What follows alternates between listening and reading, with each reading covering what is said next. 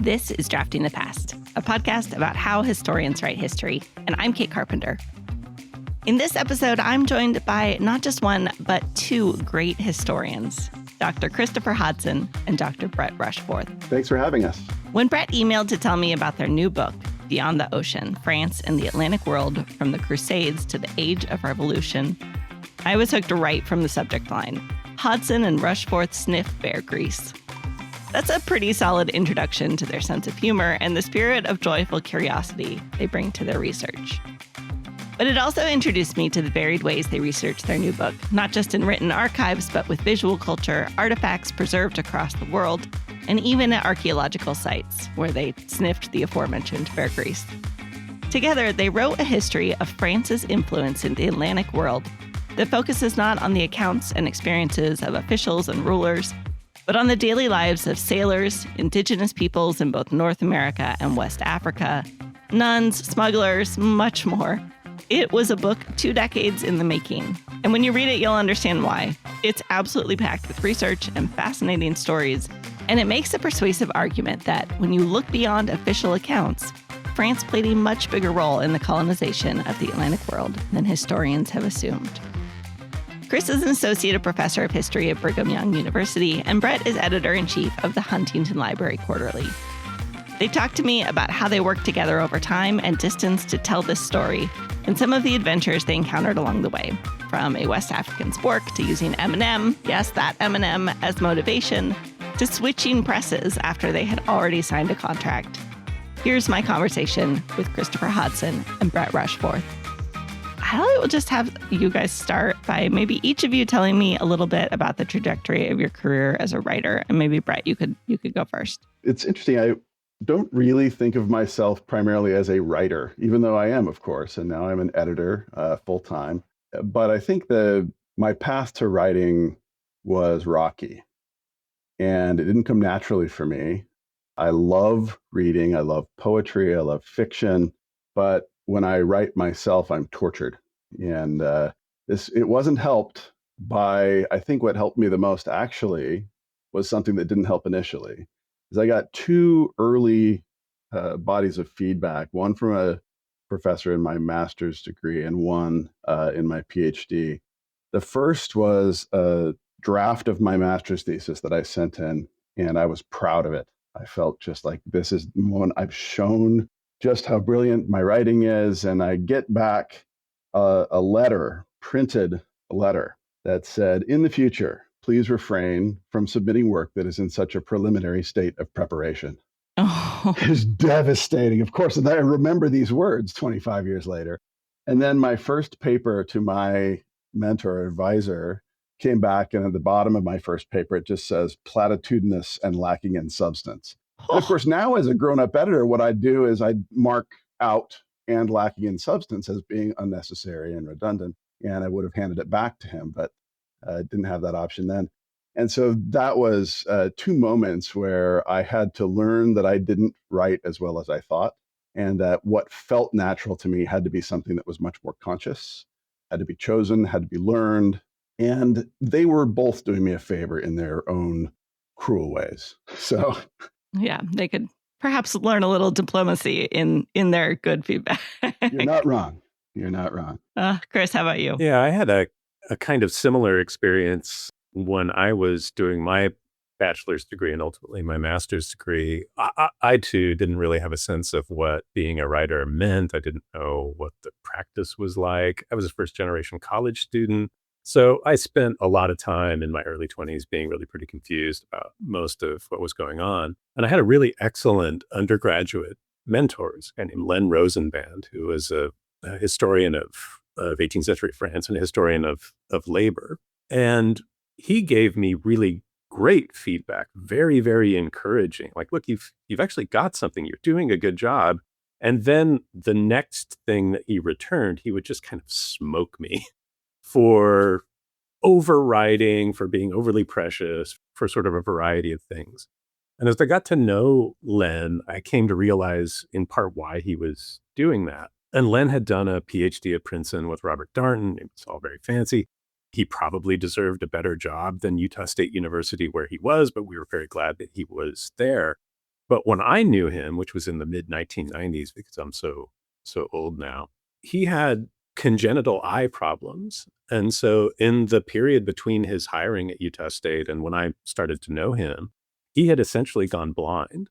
And I had to watch what he did to write. And the labor he had to do was so shocking. Like his reading had to take place right in front of his face. It was incredibly laborious and time intensive.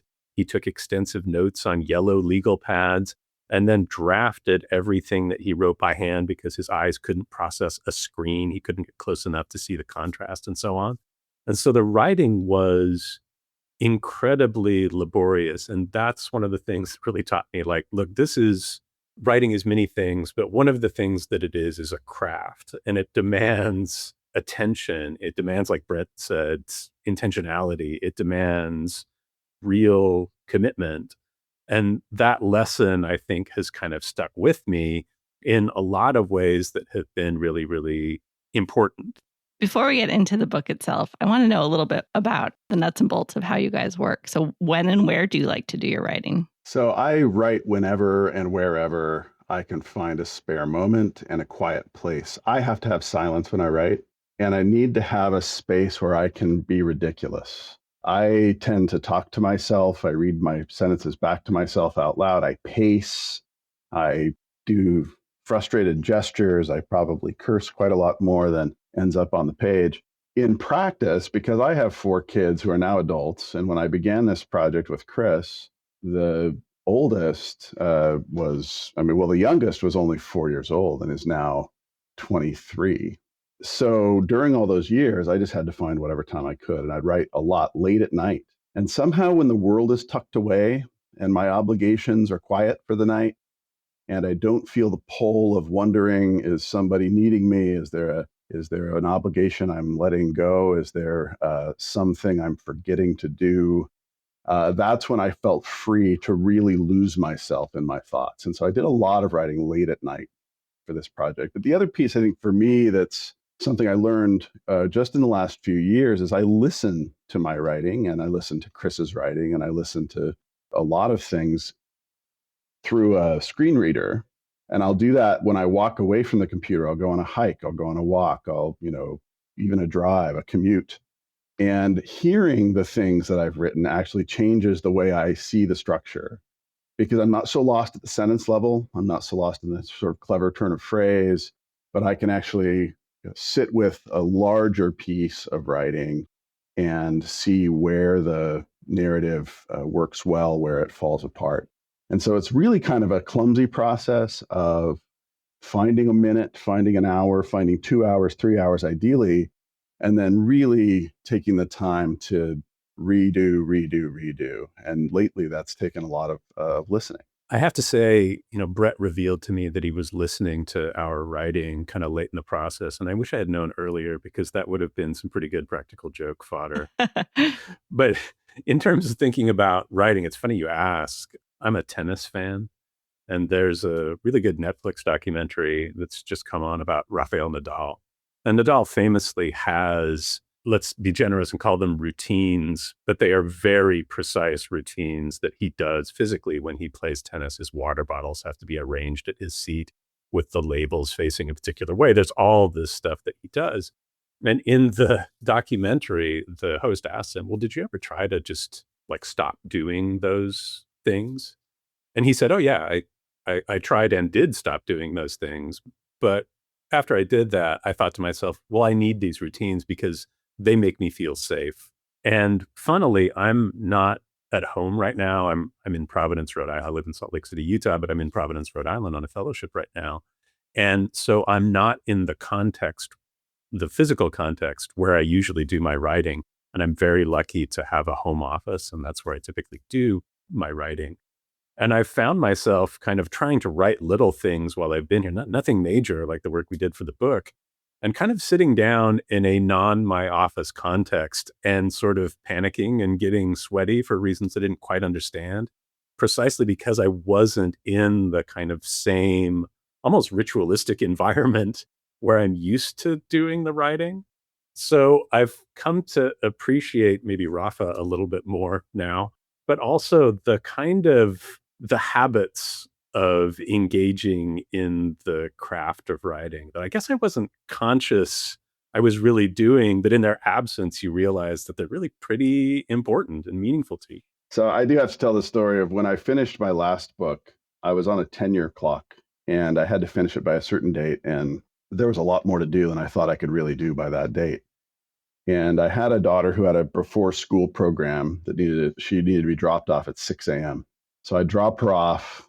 I'd go to my office at William and Mary and I would sit down. And my version of Nadal was to put on my noise canceling headphones and listen to Eminem's "Lose Yourself."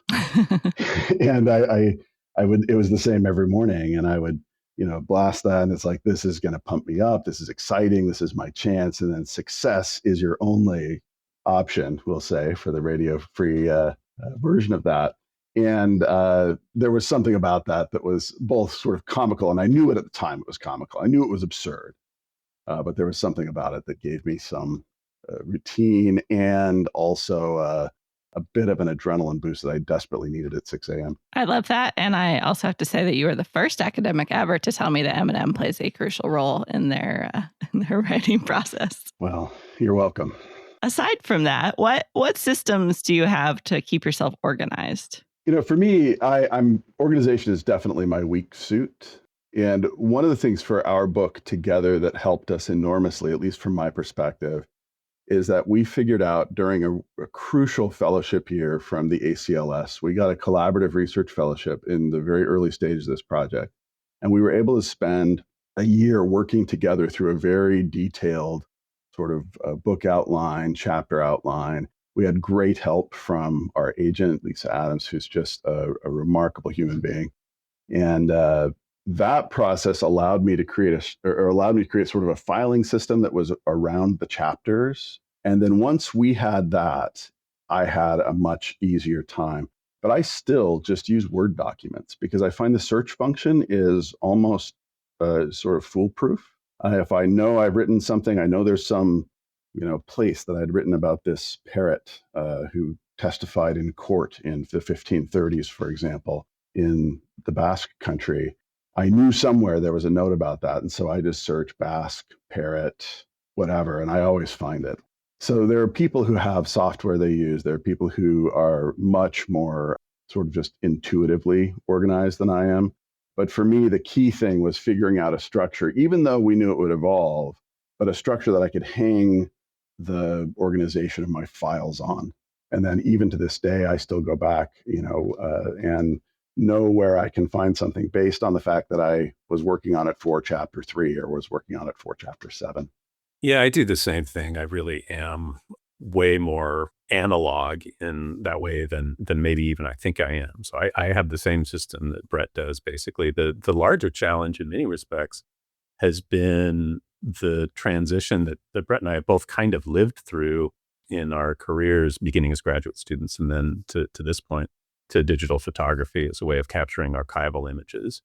In a lot of respects, that's the more challenging kind of organizational problem. But Brett's right. We were very, very lucky to kind of build out a framework for the book that, as we've been talking about it since, the book's been completed and so on, the framework actually really held. And the great thing about the overall framework holding was that within each chapter, within each specific topic of research, then once we had the framework in place, the research could kind of blow our ideas up in our face, but we still had this kind of operating system that could function for the whole of the book. So that kind of initial set of conversations and so on that really proved pretty enduring, or it was really, really critical to actually producing what we hope is a coherent book that covers, in effect, a millennium of history. And it wouldn't have been possible had we not also each written our first books about topics that are covered in this broad chronology, French colonialism, empire, the ways that non-elite people were both implicated in and affected by and transformed through the process of empire building. And so we knew enough about what we wish we had in a book like this, that it wasn't just that we came up with a set of ideas at the beginning and then stuck to it, as if we had sort of like decided beforehand, this is going to be our structure and we're going to stick to it either way.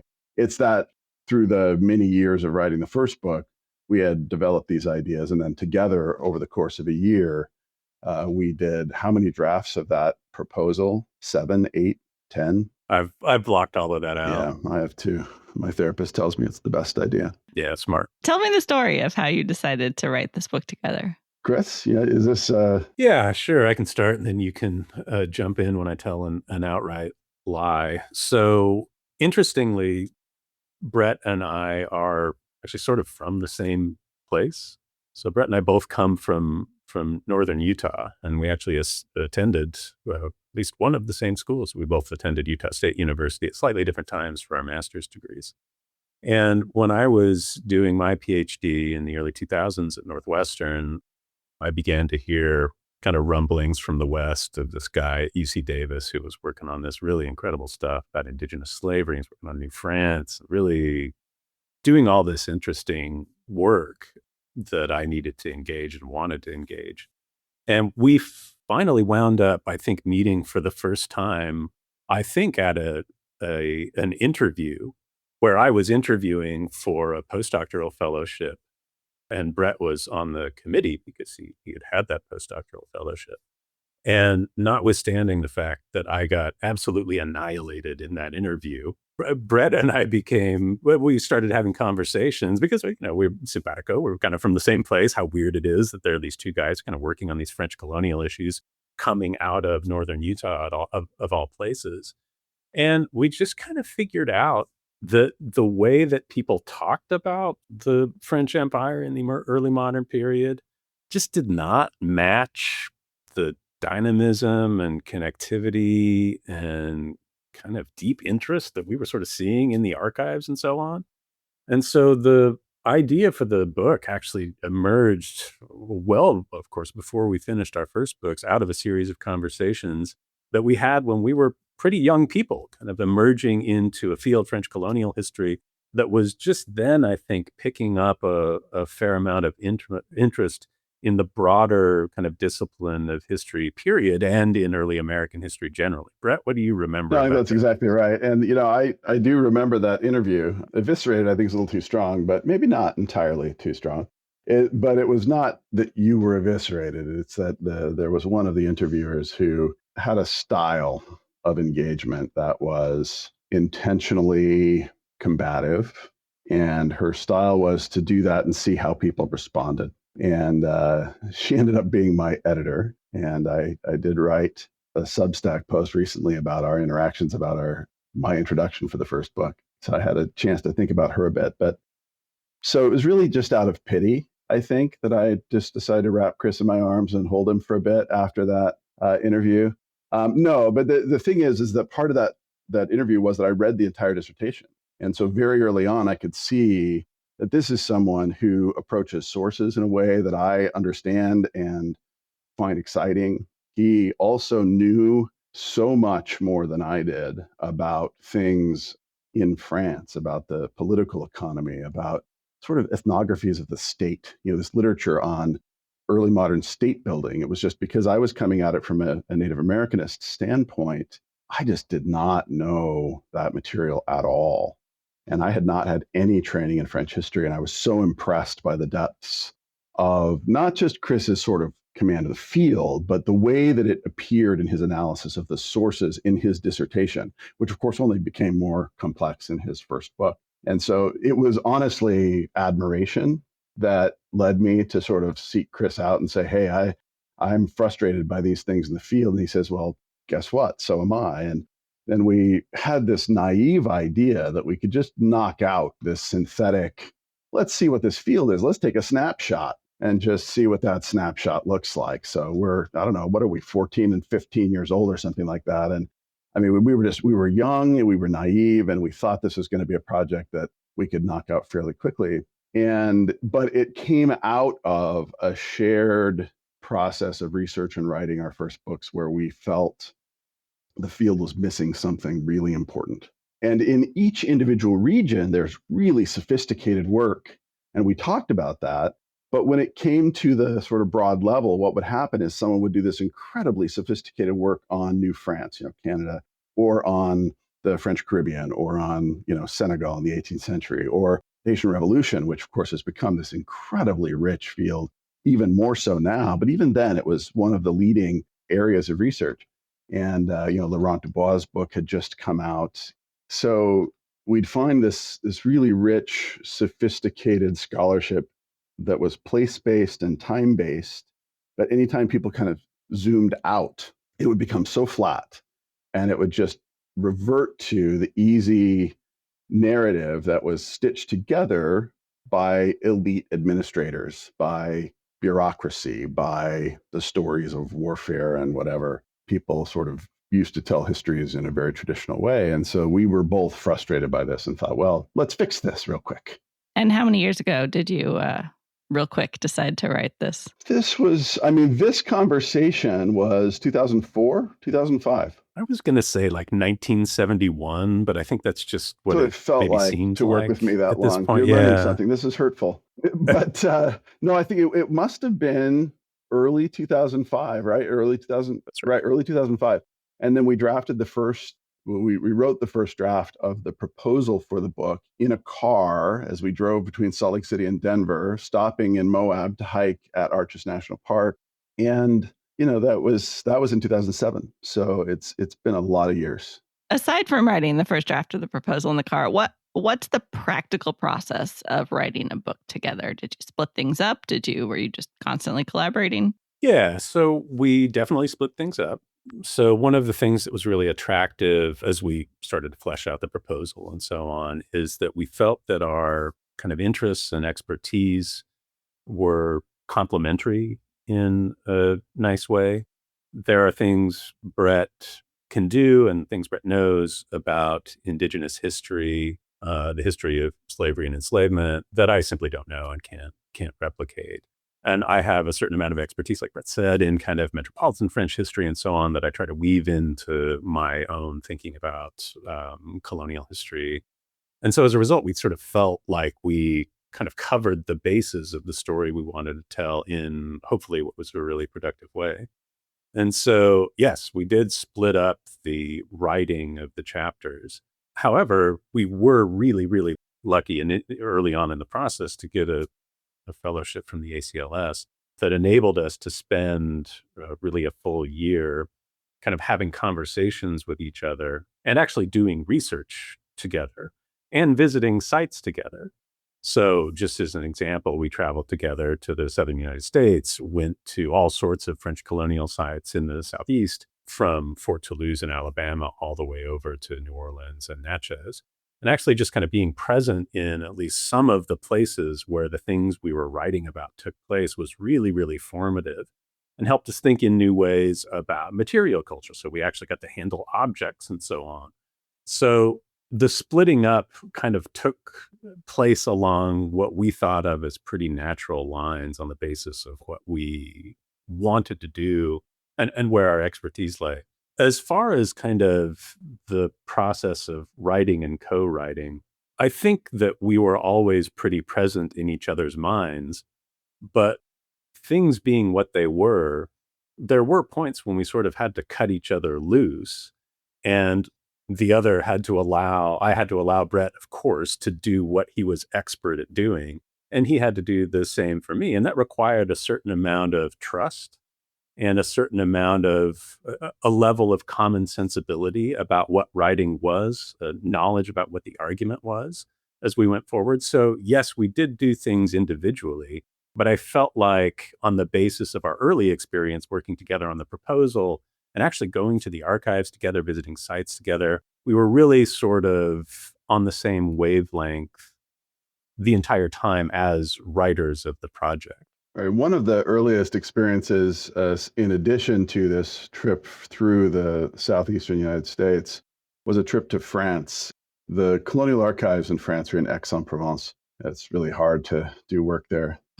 So difficult. Tough sledding. Yeah. But we were fortunate to have some grant money, both from BYU for Chris and from William and Mary for me, to bring some students with us.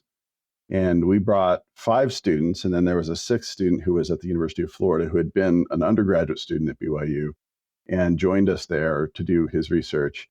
And we made a deal essentially where we would pay for their travel, pay for their lodging, their food, all of that. So the entire trip would be covered for about, I guess it was about 2 weeks in France. And then they would divide their time in the archive between doing work for us, photographing documents and things, and then doing their own work. Of course, with some mentoring from us, because they were students. We also chose the work to assign them that would be as close as possible to their own dissertation and book research. And as we went through that, it was also a process of discussing every evening, as we wandered through the streets of X, or as we went at ridiculously early hours for dinner and got made fun of by the French for walking from the archive to dinner at 5 p.m. But those conversations created a dialogue that was at first physical and verbal, and then sort of lingering in our intellectual memory with echoes of. So I think even when we weren't aware that we were sort of writing to and with the other, we were, because we had sort of had these formative experiences of being in the archive. And there's something about taking a text, let's say an archival document, that's really difficult to decipher, and working together to think, is that an S? Is that, what is this? What is this little scratch that we see? Figuring out the context. That really requires a depth of analysis that, had we been thinking incompatibly, it would have really come out early. And we would have found that this probably isn't a good idea. But in fact, it sort of reinforced our initial sense that things were going to work, both when we were physically present together, thinking and speaking together, and when we were cutting each other loose and sort of trusting each other. I'm struck that the book has a really consistent voice. I don't know that, except for knowing your areas of expertise, I don't know that I could guess who wrote what. And I have to imagine that part of that came out in sort of the editing and revision process, also of smoothing out the seams. What was that process like of editing each other? I can tell from this conversation that you have similar senses of humor, which I have to imagine helped in the process. But how did you approach that? Many years ago, the musician Jack White did a song with Loretta Lynn, the great country singer. And someone asked him in an interview, well, like, how did you go about, working with Loretta Lynn in the studio? And he kind of looked at the interview and was like, well, I'm not going to tell Loretta Lynn how to sing a song. I'm just not going to do that. And working with Brett was a great experience for me, in part because of the relationship that we have, personally. He and I are very good friends, and that you'd better be good friends if you're going to do something like this. At the same time, I am a huge fan of his scholarship and his intellect. And I knew that I could always count on Brett to produce incredibly clear thinking. So while I would never, and I think Brett would probably say the same about me, I would never, I'm not going to tell Brett how to write. And I'm also not going to try to imitate Brett's writing, if that makes sense. And the reason I think was able to do that during the process of writing the book is that we started from a relatively similar place, just as far as writing goes. We are both big believers in the discipline and the hard work of archivally grounded history. We both believe that the thick description of kind of banal events, that ordinary people engage in is intrinsically important, and was fundamental to the argument about the evolution of empire that we were trying to make.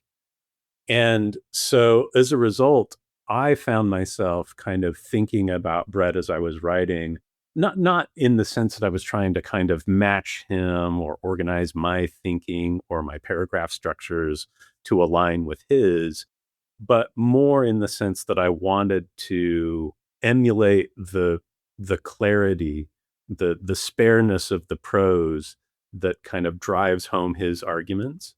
And so I myself had very little interest in trying to edit Brett. And I don't think he had a ton of interest in trying to edit me.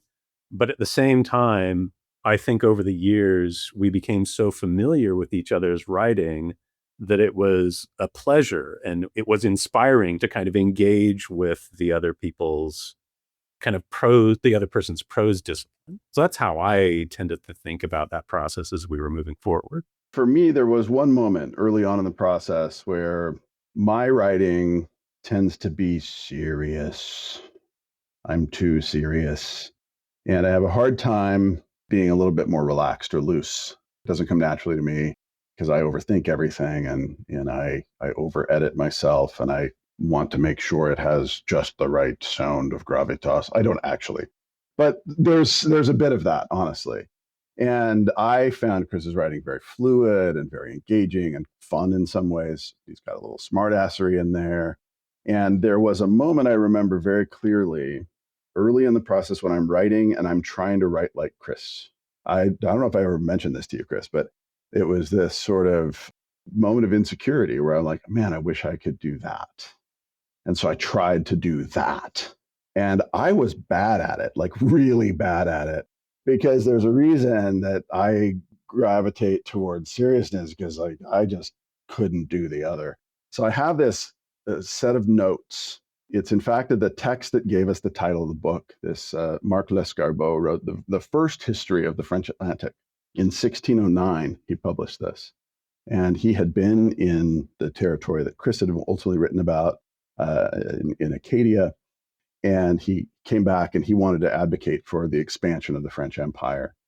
And he wrote this book where he talked about the people out there are begging for the French crown to join them beyond the ocean. And so this is where the title came from. But I was writing a description of Lescarbot's book, and I was trying to do it in the clever Chris way. You know, things like consider Marc Lescarbot, that phrase shows up. And then it's like these like fragments that are very intentionally interrupting the flow of long sentence, short sentence, long sentence. And I was just in my head about it. And it was awful. It was awful as an experience, but it was also awful in the result.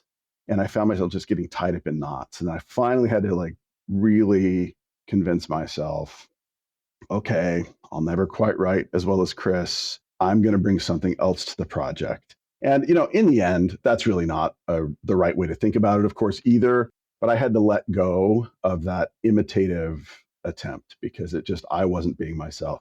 And in the end, without really honestly trying very hard, we ended up producing a book that you'd think that there'd been a lot of editing required at the end to sort of meld the voice together.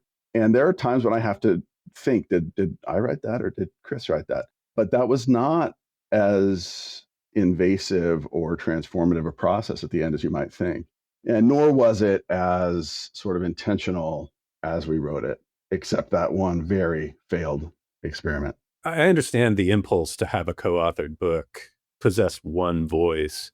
I just talked myself into the idea that given what we were doing, given the kind of geographical and chronological scope, 1.2 voices was probably okay. That's close enough. And that actually was kind of a liberating way of thinking about things. Now, that being said, you know, Brett's being self-effacing here. He's an incredible writer. And I myself, you know, I think my main kind of skill set is writing like slightly overly long anecdotal introductions to things. Like if I could just do a sequence of those, that would really kind of align with my, you know, core talents. And so it's true that occasionally I had to think like, okay, you told the fun story. Now, can you say something? And that's when I, you know, would kind of revert to like, okay, what would Brett do here? Let's have a point. So I think the conversations we've had over the years, you know, the time we'd spent reading each other's work and so on, I think that was really fruitful in kind of producing a book that has, let's call it 1.2 voices that actually didn't wind up requiring that much kind of major surgery at the end to kind of align the prose that we each wrote. Well, okay, I want to talk a little bit more specifically about how the book came together. Chris, you mentioned a little bit ago, you know, one of the things that is most interesting about this book and part of your argument is that you are telling this story of sort of the French Atlantic world and exploration, not from these like official voyages, state-sponsored actions, but through kind of these more like everyday people, sailors, West Africans, Native Americans, traders, other people who aren't well known, which is fantastic. It's also challenging archivally. So how did you go about trying to find and tell those stories? I think number one, it became clear to us pretty quickly that our initial sense that maybe we could sort of pop this book out really quickly, that it might be, somehow synthetic and kind of reliant on existing literature and so on. It became clear really quickly that if we were going to actually tell the story we wanted to tell and make the argument we wanted to make, the book had to be archivally based. And I think Brett did the counting because I'm not very good at that, but we did wind up visiting between us well over 100 different archives and repositories of all different kinds over the years we spent doing this book. And I think those archival visits were really revealing for many, many reasons.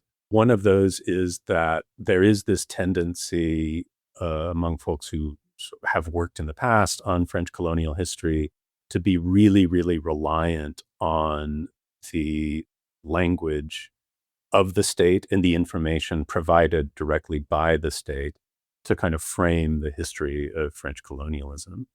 And the moment we got at any depth into the archives that we were starting to use, we realized that that was simply a non-starter. And that what we were seeing was that the kind of workaday activities of a whole host of Atlantic peoples, from West Africa to Brazil. Brett wrote incredible material about Brazil in the 16th century that's really sort of field changing, I think, to the Caribbean, to North America.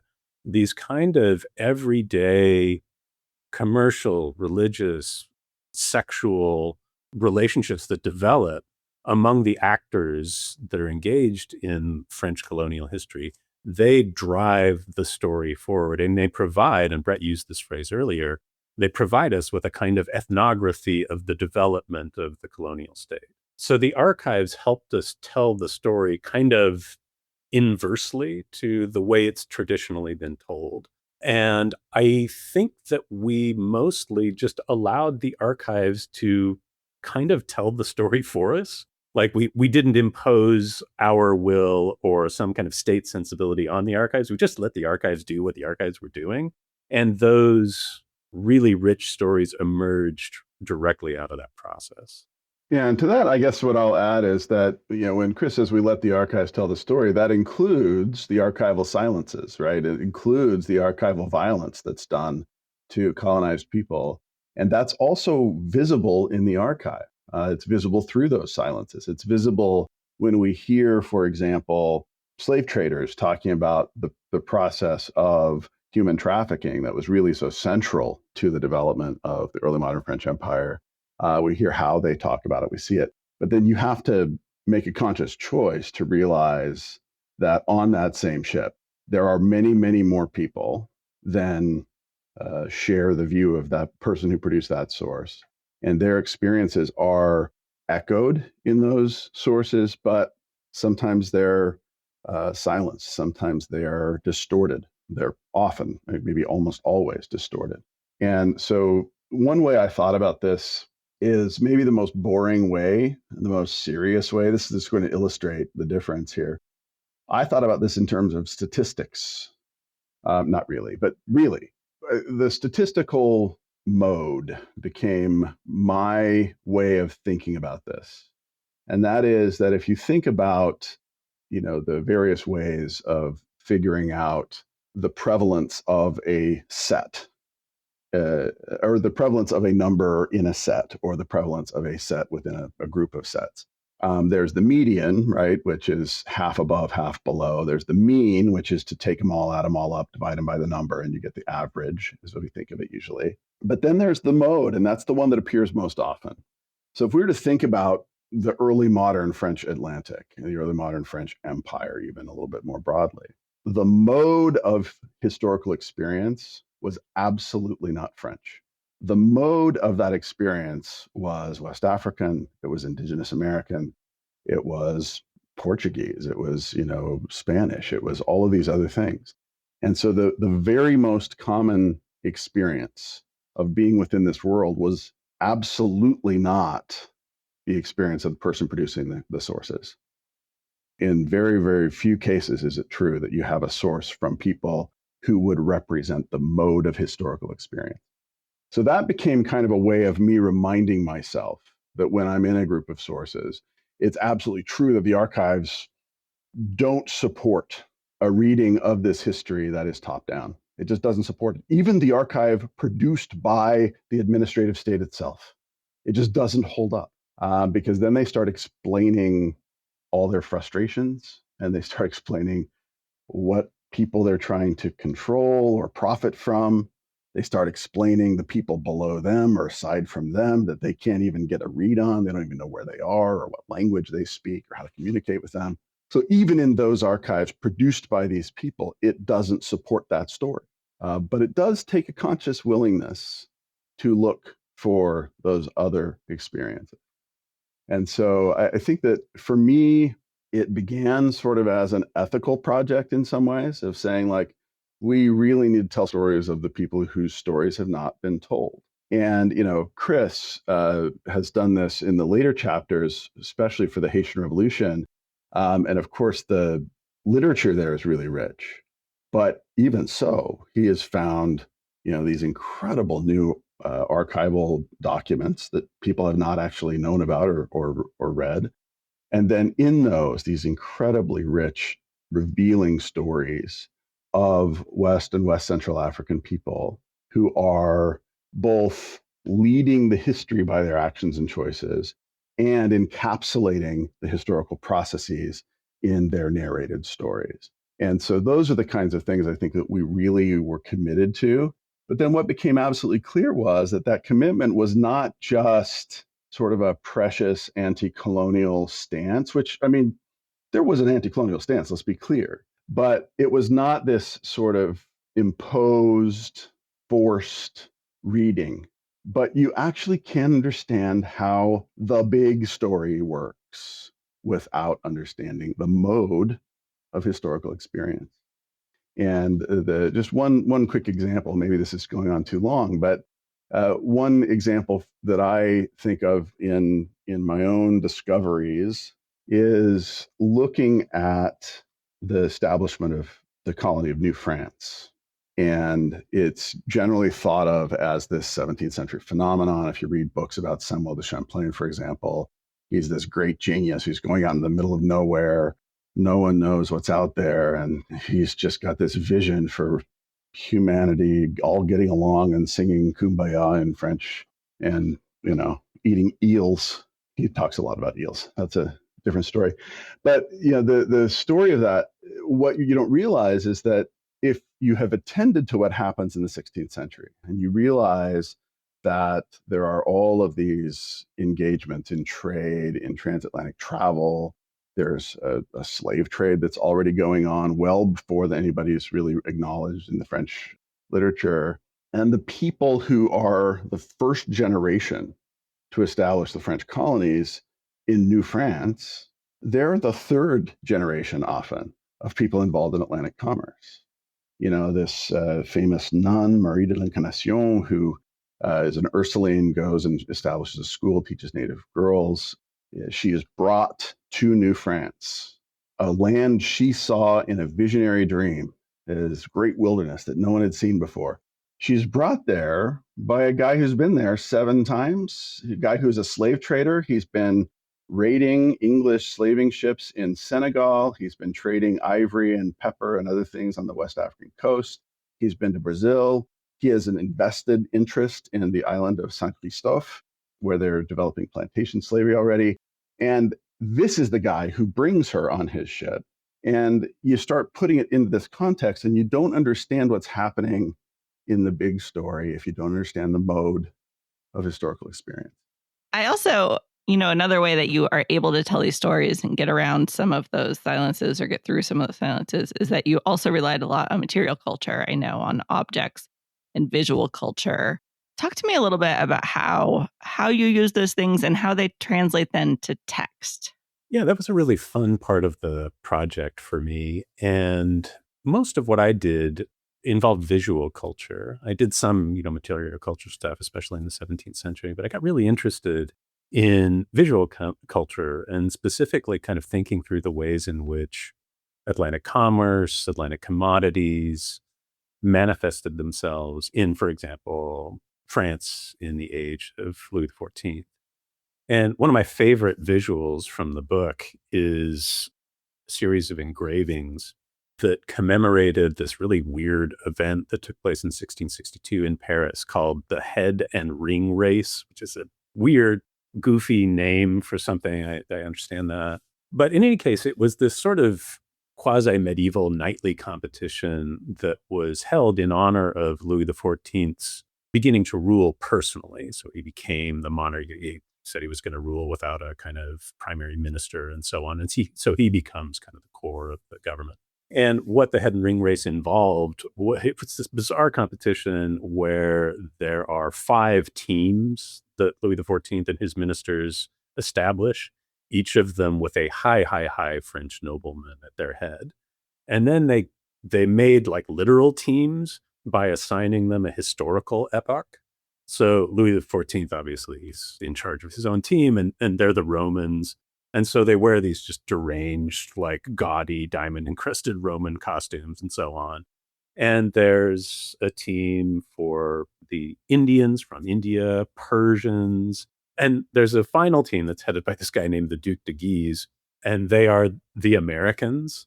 So the Duc de Guise marches into this purpose-built arena to hold this head and ring race dressed as the King of America. So there's this incredible engraving of what he looked like. And obviously there's going to be some exaggeration in the engravings. I don't want to pitch that this is sort of true to life or whatever. It's not a photograph. But he's wearing this kind of like heron feather headdress that in the image is like about 4 feet above his head. He's got these kind of skull-shaped shoulders on his uniform, and they're vomiting out his sleeves. And he's marching into the arena. There's a Bengal tiger for reasons unknown right next to him. So it's great. There are, and this is like more serious, there are men who are dressed as enslaved people of African descent who are also chained to monkeys and bears as they are marching into the arena. And all of this is depicted in this incredibly rich set of engravings. And what I love the Head and Ring Race for many, many reasons. It's such a Louis XIV thing. He's projecting, on the one hand, his ability to domesticate the scary French nobility that had rebelled against him as a kid. Those are the guys in the race, and he's making them do this. And he is also projecting himself as one-upping the Romans themselves. So he's saying kind of like, well, yeah, I understand that the Romans gave civilization, et cetera, to the peoples of Europe, including the Gauls, who are now French people. But I'm going to do one better. I'm going to be the king of West Africa, of America, of this kind of broadening Atlantic world. So it's this incredible depiction of all of his ambitions kind of rolled up into this one kind of weird spectacle passage. And what I loved about the images, and there are many, many of these associated with this event, is that they were so not static. You could feel the motion of the images because they were depicting this process that involved movement and engagement and social relationships and tension and all this other kind of very absolutist politics being worked out on this stage. And so I kind of fell in love with sort of writing about kind of pictures in motion and the way that they revealed a set of relationships that I found totally fascinating and that were sort of inaccessible in a funny way via just sort of textual descriptions. So those images, to me, engaging with that particular set of images, that was a real kind of like moment of realization for me about what visual culture could do and how visual culture might be received by the people who are viewing it. Yeah, it's a wonderful set of descriptions, Chris. I really enjoy that. It's in chapter 6. For me, I did end up writing about some of the physical objects. One in particular that comes to mind is a feathered cape that is right now in the Musée de Quai Branly in Paris. And it's one of these objects that ideally will be repatriated at some point. It's produced by Tupi-Guarani people. We don't know exactly where it came from, but its provenance is, messy and unknown. But what we do know is that it was a 16th century production, and it was made in Brazil. They have done enough analysis that they know what the fibers that constitute the underlying lattice structure to which the feathers were attached. And the feathers, we know they came from scarlet ibis and the certain other kinds of birds, so we can get a pretty good analysis. So trying to narrate that actually is pretty difficult. But one of the things I want to do, and that we did throughout the book, was to try to show the ways that even at the merchant level, even though these were not state actors, their process of extraction, of exchanging goods at a coastal exchange point, bringing them to France, it would intentionally strip these goods of their local context, of the context of their production, and especially of the people that are often silenced in French histories, as they are in all early modern histories, and I suppose history in general. And that is Indigenous women, West African women. And they are the producers of these capes. And so it was important to try to narrate the structure of this cape rather than just describing it. Here is a cape. It has feathers. It has a lattice of these strings. It's narrating the process of making it, narrating what these women would have been doing. We know this from, ethnographic literature. We know it from lots and lots of descriptions pieced together over years of how these things are made, but also then the sort of scientific analysis of where the birds came from and all of that. And then showing how that created a sort of political and metaphysical investment in this relationship with these visiting colonizers, and how when those relationships were betrayed, it was more than just a bad deal. It actually broke something that was much deeper and more important. And that when they're displayed in a very condescending, paradey sort of way in a French port city by some dude, always a dude, it's not just insulting in the sense that it's, taking something that was sacred in its original context and parading it in an unsacred way, but it's also an act of colonizing those objects and of portraying power. So that the process of this merchant colonialism was taking goods produced by Indigenous and West African women and often putting them through the lens of French women who maybe would be dyeing fibers with red dye from Brazil wood trees or whatever. So describing those processes was as important, maybe even more important than describing the objects themselves as sort of physical artifacts. I have very good memories of Brett's research into especially 16th and 17th century kind of material culture in West Africa and the Americas. I have this memory, and I'd have to scroll through my text to see if it's accurate, but of getting a text one day while I was at work, and the text just said something like 16th century West African ivory spork. And that's all the text said. And I was like, oh, should I check on him? I mean, is this an autocorrect? And then the picture came through. And in fact, there is a West African ivory spork that looks exactly like a KFC spork that was crafted in just the same way he's describing. And that it's one of these objects that, again, allows for this like much wider history of production and consumption and colonial relationships. That again, it's difficult to access by text, but by the object you can. There's a lot going on in this book. I mean, it's just absolutely packed. There are so many wonderful stories and details that are in it, but it also has incredible analysis, a strong argument, and it's a long timeline. It's 400 years of history. And as we've talked about here, it's not just a synthesis. There's a ton of original research in this book. Despite all that, it's not a short book, but it's not 1,000 pages long. How did you think about organizing that, wrangling all of that? Yeah, the process of choosing to cut things was really hard. The kill your darlings sort of thing is such a trite thing to say. And there were so many darlings, just so many. Just speaking for myself, the hardest chapter for me was chapter 3 in the Brazil material for the 16th century. And when I did the first draft of that chapter, it was 100 pages, I think. It was like 37,000 words or something like that. And, it was as long as many 2-chapter sequences. But it had a coherence to it as well because many of the same people were involved and they were going to and from these same places in Brazil and the Caribbean and Canada.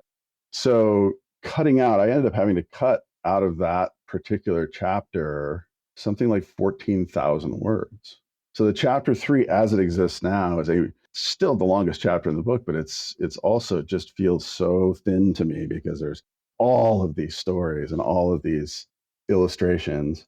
Forgive me if I'm going to go on too long here, but this actually was one thing that shifted our book from being a sort of narrative history in the sort of standard sense. But, we were first offered a contract for this book by Basic Books.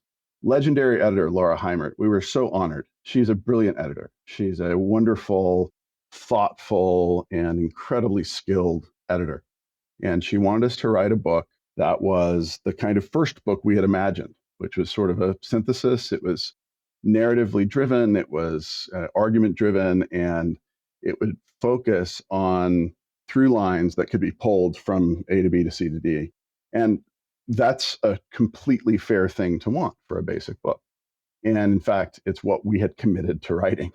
And then when we got into it, we realized we can't tell that story if what we want to do is highlight non-elite, non-white French, people who weren't elite white French and mostly men. And we couldn't also tell a new story about, say, West Africa or Brazil without the inclusion of a bunch of these sort of short, self-contained stories that would then add up in sort of like a pointillist sort of way, where you step back and you see all these little points. You're like, wow, that's very different than we thought. That doesn't lend itself to the kind of dramatic narrative that you might want. And so in the end, it worked out that we parted ways with Basic. This is not in any way a critique of either the editor or the press, because they had asked us to produce a certain thing, and we decided we couldn't produce that certain thing. And thank goodness that we had our agent, Lisa Adams at the Garamond Agency, and that Susan Ferber at Oxford saw that this could be a useful book and a valuable contribution, even though it wouldn't have that sort of very clean, very artificially taught narrative. So it ended up being shifted where Oxford bought out the contract from Basic. And I tell that story only to illustrate the fact that it wasn't a shift from a book that was meant to be accessible to a book that was meant to be academic. It was from a book that was meant to be shorter and more narratively driven to a book that was actually going to require this kind of density of storytelling in order just to persuade people that we're not making things up. The fact that there are many, many, many, many French people in 16th century West Africa or 16th century Brazil, and that this is a really important part of this story of globalization that's told and told and told in every textbook. But we want you to tell a different story now. We can't just say that in a narratively interesting way and expect people to say, oh, we've been wrong all along. We're persuaded. And so the kind of intervention that we ended up wanting to make wasn't possible. So I think that's a telling reality, because it tells us a little bit about what we learned as we did the research, and also how a book can evolve, not from one that we mean to be readable by anybody to a book we want to be readable only by academics. We stayed committed, absolutely. I want my dad, who is 89 years old this year, but a reader and an engineer, so like it doesn't know anything about the topic. I want him to be able to read this book and understand every bit of it.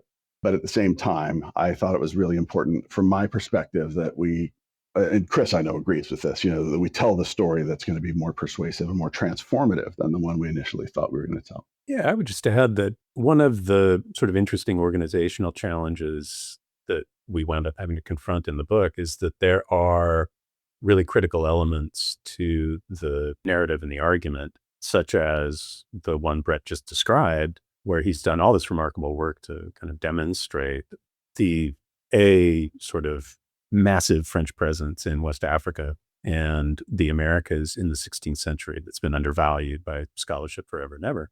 There's that work where there really is no historiography, like there's no historiography to kind of go on. And then on the other hand, we had to sort of contain that in an argument that also encompassed, for example, the Crusades and the French Revolution. And it turns out there's been a lot written about the Crusades and the French Revolution. And so kind of navigating that set of distinctions, sort of building an argument that encompasses histories that haven't been told at all, and also encompasses things that people are really quite familiar with, like the construction of the absolutist state, for example. Well, we sort of told that story many times before. So thinking through, like, how do we navigate that set of historiographical kind of peaks and valleys was daunting, and I think in the end kind of interesting as a part of the project. Perhaps related to how much you are doing here, you have also been writing a Substack, which Brett, you alluded to earlier, which I've really been enjoying. And I imagine that part of that was just trying to find a home for some of the stories that you could not include in the book. But I will link to it in the show notes because I think that listeners will really enjoy reading it also. But I wondered what prompted you to want to share those stories in that format? I think the initial was sort of, it was a lifeline for our darlings that we were drowning, and we regretted immediately throwing them overboard. But no, the other piece of it for me, and Chris will have his own take on it, but the other piece for me was that this book exists on lots of levels. We've tried to make it accessible for my dad, who's a reader, but not a historian, not even a really avid consumer of history, although he reads a fair amount of everything. And we wanted the super specialist to be able to pick this up and say, oh, everything I thought is different. And narrating that level, it's really, really difficult to sort of maintain accessibility, maintain argumentative innovation without getting bogged down. And that just meant there was a lot that was set aside. So one of the things we can do in the Substack is to take, say, an object or an event like the creation of the slave code, the Code Noir, which remarkably was just finally repudiated by the French government a couple of weeks ago, and talk about how this process can help us see bigger things and explain in some ways that there is an interpretive investment here, without having to say there is an interpretive investment here. And so that's part of it. Then also I think that we think about students who I think are going to be able to learn quite a lot about the process of writing, about some of the frustrations, maybe even a graduate student who's finding writing hard. And then, if we've worked so hard to get this thing to be fluid, and then they read it and they're like, oh, well, this is hard. They need to understand that it was hard for us too. They need to understand that there are lots of failed drafts. They need to understand that what happens in those discouraging moments when you have to kind of pick yourself up again. So I don't know. Those are some of the things I was thinking about. Yeah, I agree with all of that. I think too, it's useful for people to kind of look a little bit under the hood and see how the process actually works. I mean, for example, in doing the chapter I did on the 17th century, I got really into 17th century French cosmetics, which is, it lines up with my personality, I suppose, on some level. But what I wound up doing, I was just kind of thinking through ways like, how do I kind of map out the way that the Atlantic world registers in 17th century France? And just wound up reading a chemistry book that included a section on cosmetics. And it turns out that this was authored by a really remarkable female chemist, a woman named Marie Murdrac. And it turns out that all of the cosmetics had colonial commodities in them. And so this really critical element of the spectacle associated with absolutism and court culture and so on, it was also this artifact of colonial modes of labor, of enslavement, of exploitation, and so on. And all of that, of course, gets washed out. The people who use these cosmetics are thinking in those terms. But I think it's useful for people, especially students, to say like, okay, you got a problem you want to address. There are probably some straightforward ways into that problem. There's some benefit to taking like a sort of off-kilter approach in some respects. And that's one of the things Substack allows us to kind of expose to people. We've covered a lot of ground, and I don't want to keep you too long, but I would like to know, what is the most influential writing advice that you have each received? For me, the one that sticks out the most was one that I got from an editor on the Western Historical Quarterly, at Utah State, where we both did master's degrees, but did not meet. And I was an editorial assistant on the journal. And I received two things from a woman named Ona Saporin on a day that was kind of a hard day for me. I was leaving to drive to my grandmother's funeral. And Ona gave me a warm, fresh made loaf of challah bread. And then she also gave me back a draft I'd been working on, not my writing, but right for the journal. And she had circled every verb. And she said, this is something I do with my own writing. It's something I do when I edit, is I circle every verb. And I don't circle verbs with the intent of doing anything in particular, just that it's a step of identifying what the verbs are. So I started doing that with my early drafts. It's just, I wouldn't try to think about it while I was writing, but when a draft was there, I would go and physically print it out, physically circle with blue ink every verb. And sometimes it was really revealing to see that I'd used the same verb many times, that I tended to use weak verbs, passive verbs, or that I tended to sort of revert to verbs that would favor a certain perspective, whatever it was.